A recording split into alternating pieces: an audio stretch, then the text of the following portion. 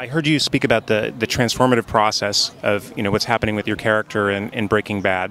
Another kind of dad, a different kind of dad. Different kind of Malcolm in the middle, sure. And as someone who watches it, it just seems like your character, started out a bit almost fragile, and then every episode is like being put on the anvil and just getting hammered and comes out stronger. What do you draw on, for inspiration for like what he faces each and every episode? I just think the key to playing someone like this for me was to just understand who this man is and how he expresses his depression. And how that turned out to be was that he implodes. He doesn't go outward. He takes it inward. And so things are falling apart. Some people might say that the cancer was exacerbated by that kind of mentality. He became invisible to himself and to society and felt like if he's going to go out, he's going to make one decision that's going to change things for his family.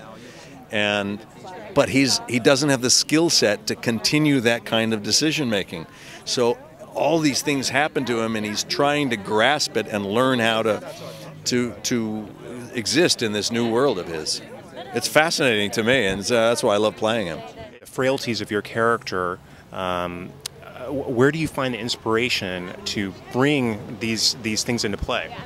Oh man, it's hard. I mean, I'm kind of taking some stuff from my own sort of personal life, but a lot of things that Jesse is going through, I just haven't gone through, and so I've just been doing so much research, and I've been obsessed with intervention, and just this, that drug in particular just affects not only the person that's using, but it really truly affects the people around them, and it's just so sad and tragic.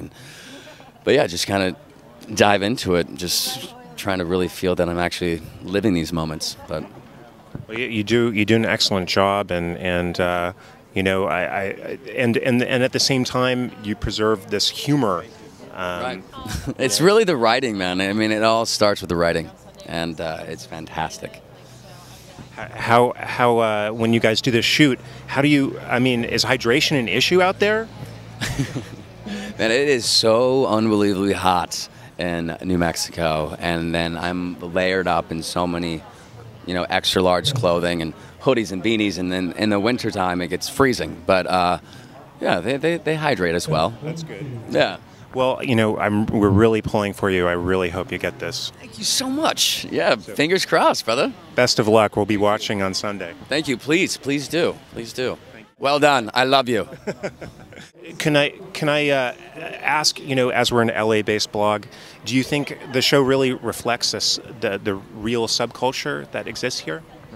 Does it reflect the real subculture? No, it reflects a subculture that does exist. I live in the San Fernando Valley, so I'm aware of all the medical marijuana dispensaries, and for that part of our show, it's ringing pretty true. I mean, there's something like 63 medical marijuana dispensaries in the valley alone, so it's becoming a huge business, and our show is definitely touching on those areas. What I like about my show is that it takes something that's real and gives it a heightened reality. There is a lot of drug trade going on with the Mexican cartel right now, and there are a lot of drug dispensaries in the county of Los Angeles, and we just make it a little bit more dramatic and a little bit more out there. Sure, and funnier. And funnier, and yeah, even when people die, it's kind of funny, and so yeah. Thank you. It's the best way to come to an award ceremony, having already won it, It's so relaxing. Well, you have just had an amazing career, winning the so-called Triple Crown of acting, and here you are again. It's incredible. Yeah, somebody told me last night that someone called me an Olympian. And I thought, does that mean you stick with the race as long as possible? Is that what that is?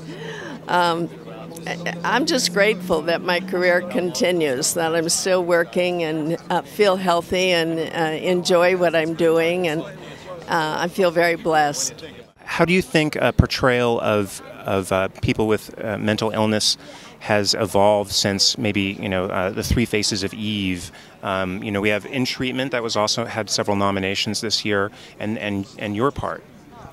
Well, I think there's more understanding of the dynamics involved and the all of the research that's been done on the brain and the brain chemistry. So people don't think of it as a shame, but simply as a maladjustment of the brain.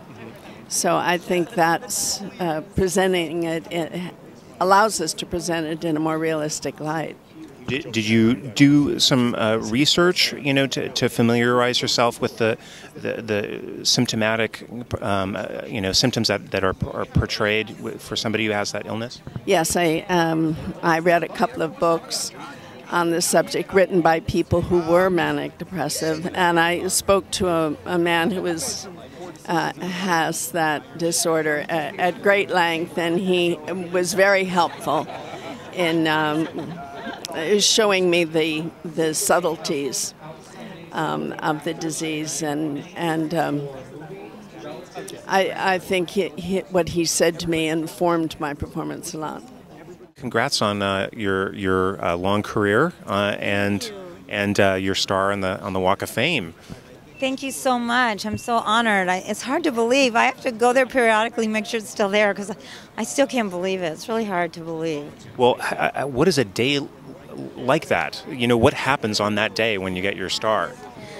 It was an amazing day, especially that day because I had to work, the show, Young and the Restless, which, in retrospect, and even on that day, I thought to myself, you know what, if it wasn't for the Young and the Restless, I wouldn't even be there. I wouldn't be here getting that star. So it was just kind of a surreal thing to be there and to see all the thousands and thousands of people out there. And then there was that luncheon, and then I had to keep watching the time because I had to be back on the set at a certain day. They let me off for a few hours, but it was an amazing, amazing experience. People came from all over the world. I was shocked, totally shocked. Tell us a bit about this new movie from M. Night Shyamalan, and maybe how it's a bit different than his last couple forays, and from what you can tell us. Wow. Well, we just actually finished principal photography for The Last Airbender. It's an incredible film, in my opinion. So far, visually, it's unbelievable. It's a big budget film. A lot going on, a lot of action, a lot of special effects. But M. Night Shyamalan wrote and directed it, and it's very different from anything he's ever done. Completely different. It's a very imaginatory world. It's full of mystique and very interesting storyline because it's based on a series on Nickelodeon, which is very popular.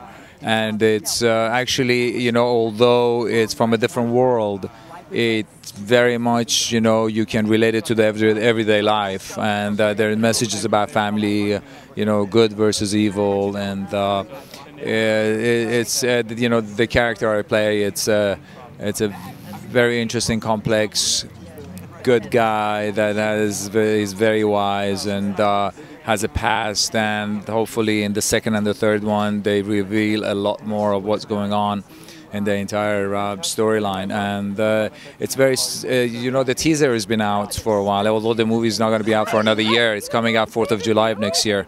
The teaser alone, it gives you an idea of how massive this picture is, and the look of it. It's really exciting.